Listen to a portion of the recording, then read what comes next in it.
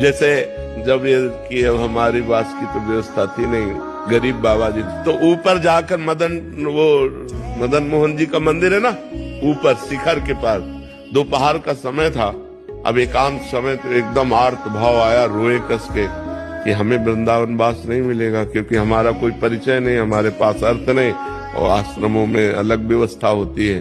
बहुत रोए, फिर आया चलो अब काशी चलते हैं। जे ही नीचे उतर के आए तो इतनी बड़ी गोरी सी बालिका, हम उस समय लाल वस्त्र भगवा वस्त्र पहनते थे, ऊपर का वस्त्र का छोर पकड़ा और वह घूमने लगी ऐसे और कह रही जाएगो बाबा, जाएगो बाबा। हम कहा यहाँ किसी गोस्वामी की बच्ची होगी, और ऊपर से रो के आ रहे थे। तुम कहा जा, हट जा बच्चा, हट जा बच्चा। बोले जाएगो बाबा। और हम उस समय ये समझ ही नहीं पा रहे कि ऊपर हम बात करके आ रहे हैं प्रभु से और इधर हमसे प्रश्न किया जा रहा है, और ऐसे चल दिए।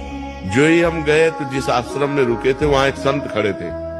उन्होंने कहा बाबा तुमको बुलाया है। तो हम कहा हम तो जानते नहीं। बोले तुम्हें देखा है, वो बुला रहे हैं। तो उन्हीं के साथ चले गए। तो उन्होंने, गौशाला थी और एक कमरा बना हुआ था बहुत बढ़िया।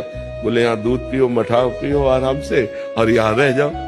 अरे हम कहे तो भगवान के, तब हमें एकदम वापस ध्यान आया कि वो जाएगो बाबा। हम कहे तो श्री जी थी, भागे वहां, दौड़ के गए, आसपास पूछा, वहां कोई गोस्वामी पर नहीं रहता, वहां तो सब संत जन रहते। अरे हम कहा यार धोखा हो गया।